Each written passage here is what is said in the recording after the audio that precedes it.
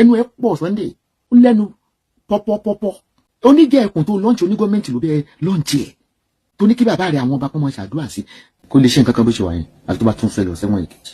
wọ́n á ní pé wọ́n ti sọ pé kó o lọ mọ́ lọ o Sunday mọ́ lọ o. You see what, that is why I love to stay in abroad. I can talk.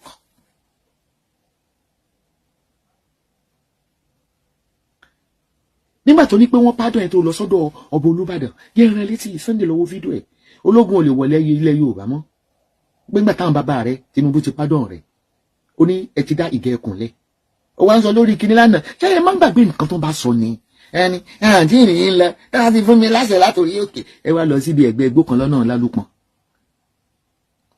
Sunday ṣe bí ọmọ akin president has a say kí Tinubu má kí Mákindé má jẹ́ under his party president of the federation ẹni pé kán sọ fún Mákindé bóyá yẹn náà dẹ̀ ń parọ́ ni ẹlẹ́pọ̀n pàǹpà Mákindé ó lẹ́ ti àrẹ́sì sísè náà tó kidnap mo jáde lánàá mo ní àfẹ́mẹ́ntẹ́ àrẹ́sì àwọn ọmọ wa dà àwọn tẹ́ àrẹ́sì àwọn tí àrẹ́sì yẹn ṣé wọn lè lead yín débi táwọn student wà ní àbí ṣebí tẹ́ bá mọ́lẹ̀ ẹ máa ní pé kọ́ confess pé kán dárúkọ àwọn colleague wọn. Order from above. Báwa kọ́ àwọn ìjà ẹkùn owó ńlá billions wọ́n fẹ́ tó fi lọ́ǹkì security wọn ló gbé security southwest fún Sunday Igboho ní Tinubu. Why? Why? Torí pé wọ́n ti yẹ́lẹ̀ nígbà tí Yorùbá nation gbogbo ìgbà náà àwọn it has a political undertone. Wọ́n ti pé gba àwọn PDP ló wá ń ké nílé Ìbàdàn. But ìgbà tó tún wá máa padà yìí tó sọ fún wa yìí pé jagunjagun ló bá wá. Ó wá mú ikùn tàǹdí ó tà síwájú. Wọ́n á ní kí yàn tí ìfún mi ní go ahead ní security tó ti register l'Abuja. Àní ó dẹ̀ ní ẹ̀yin Nigerians ó dẹ̀ ní ẹ̀yin Yorùbá o. Ṣé rí gbogbo àwọn tẹ́ máa ń hélì ó ṣe mí náà bí irú fake tí mo ní mo talẹ̀ àwọn tí mo talẹ̀ fún. Tẹ́ bá ti rẹ́ nìkan nínú mọ́tò rò pò ti arrive o.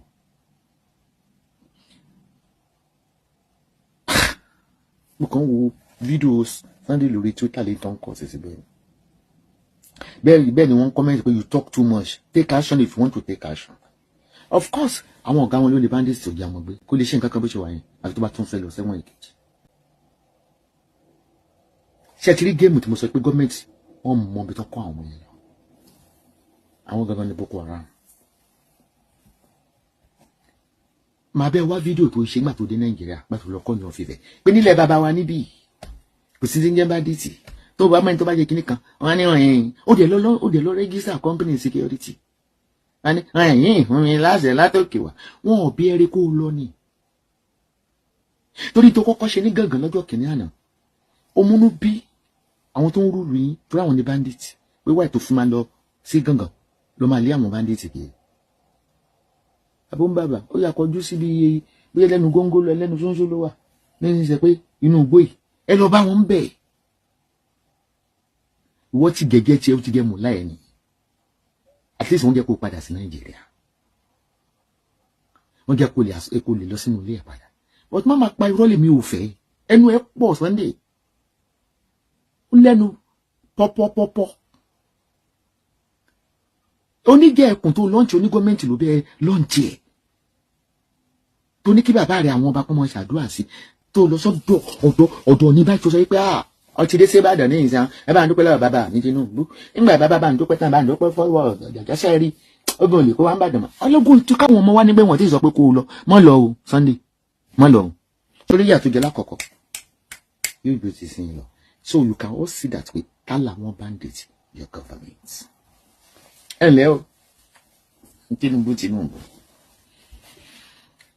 kò yí nídìí kí Tinubu sọ fún ẹ dó wàá padà so yìí Germany padà ó lòkó ẹrú sáà máa fún wọn ní ìdílé tó ń fún wọn pé àwọn bàbá wò tí ènìyàn lọ sọba ọba ò pè ẹ ṣé kò yẹ kó bá pè ẹ ọba gan sọ lórí ẹ wọn bí aláyọ ọba rí olórí burúkú lẹ́kan adìyẹ tó bóra olórí burúkú lálẹ́ kan fájú kinní kan yẹn olùṣẹ́ ní òfowó péjì mo rí pé ó sọ̀rọ̀ níbẹ̀ olórí burúkú ṣokùn bí ìpọ́n tó mú mi ẹran yó ọba frákàsì onídìígbánú abórajẹ̀ bí ọlọ́run fáṣuyì àbí lólóyìn jẹ́ kò sẹ́ni tó lè lọ.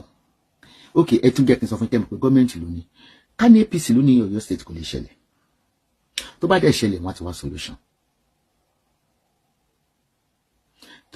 torí Mákindé. Ok, Mákindé wá sọ nínú podcast wípé wọ́n ti àrẹ́sì 6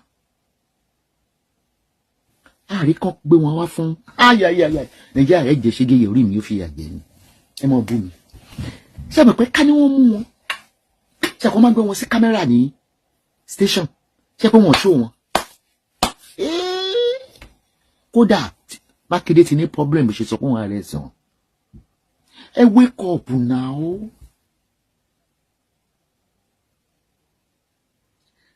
Ọlọ́run ọwọ́ àwọn agbénipa làwọn tó ń rúlò yín tó bá ṣe Mákindé olóòtí mú àwọn 6 àmọ́ mo wá ní òsì yẹn nínú pépà kan gbọ́ pé olóòtí mú 6 nínú wọn ìyẹn mo ṣe gbátẹ̀lé lánàá Mákindé tí mo fi ń pè lórí fóònù níjẹta nígbà tẹ́lẹ̀ mú wọn ẹ ṣe ní káwọn tẹ́ mú kán lead yín lọ bí káwọn student wà àti teachers náà kó.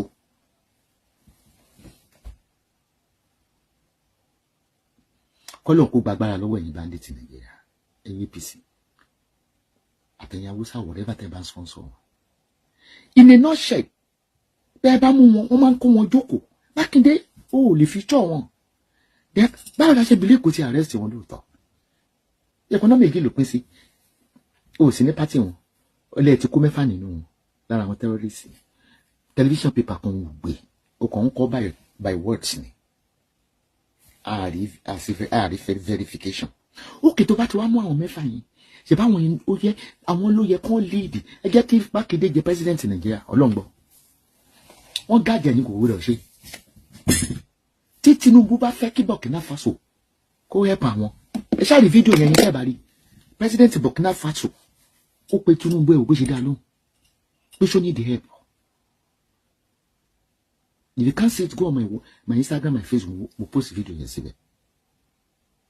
Ó ní bó ṣe dáhùn lóhùn ó ní ó dàbí ìgbà tó ní àwọn kan tó máa fún ní permission.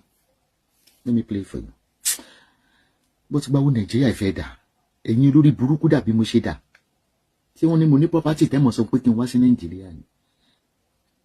Sọ pé mo ní property ni àbí mo bímọ sí Nàìjíríà àbí mo lẹ́bí Nàìjíríà. Ẹ̀gbọ́n tó rí tí Burkina Faso ẹ̀ òbí Tinubu ṣe dá lóhùn. This is speak for the kind mothers in Nigeria. I speak for the fathers who dig graves with shaking hands. I speak for the children who sleep to the sound of gunfire instead of lullabies. A few weeks ago, I could not sleep. The night was quiet in Ouagadougou, but my heart was not. Reports came in again. Villages attacked, families slaughtered, young girls kidnapped, farmers chased from their lands by bandits and terrorists. Nigerian blood was flowing like rain on dry soil. I asked myself, how long will Africa watch her children born? I picked up the phone. I called my brother, President Bola Tinubu.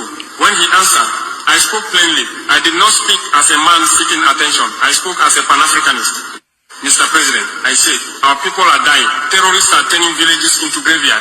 Bandits are ruling forests like kings. Nigeria is bleeding. What are we doing? There was silence on the line. Then he replied calmly, almost casually, it is under control. Under control? But what does under control mean to a mother who just lost 3 children? What does under control mean to a farmer whose land is now a battlefield? What does under control mean to a child who has learned to run at the sound of motorcycles? Because that is how death arrives. My brothers and sisters, I have seen war, I have seen fear in the eyes of innocent people, and I know what it looks like. AI náà lè máa sọ táyé yín á fi parẹ́ ó ti block wọ́n tiẹ̀ ó ní fake video èyí tí newspaper gbé ti gbogbo even gan orí Punch ó ní mo ti gbé. Ikú gbogbo ẹ̀yin tẹ́ ń lo AI tẹ́ máa sọ pé fake tẹ́ bá rí authentic ẹ̀ ní rí bá ti ṣe ẹ̀yìn lọ́nà gbogbo.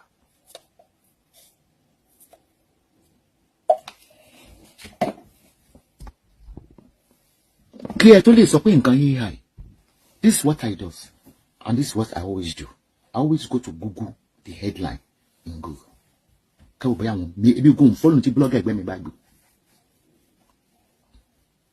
fake lẹ máa pè torí pé APC ni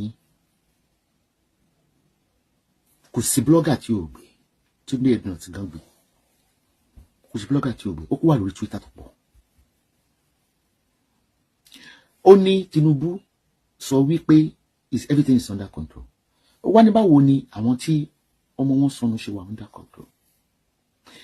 Okay, wá bá wa pé Tinubu bá wa lọ sí Kútọ̀nù tó ti kó àwọn jẹ́ẹ̀tì lọ́tọ́ lọ jagun lẹ́nu ọjọ́ mẹ́ta nígbà tí rògbòdìyàn ṣẹlẹ̀ tó fẹ́ tọ́pù gọ́ọ̀mẹ̀ntì Kútọ̀nù Republic of Benin. Ẹ jẹ́ kó tiẹ̀ máa I remember in 1966 I was in primary school tí irú wọ́ọ̀ báyìí ṣẹlẹ̀ Nàìjíríà ti gbòmìnira ńgbà yẹn náà helicopter máa kọjá wájú lẹ́wà fún àwọn jagunjagun lọ kiri. Me I seen the aircraft tó ń fly kiri aráàlú kan máa fọkàn balẹ̀ pé àwọn wá secure. So eléyìí náà AI ni ebi wọn bá yín ṣe AI ní bá yín ṣe AI and I always confirm my news. Má fẹ́ ṣe fracas màmá.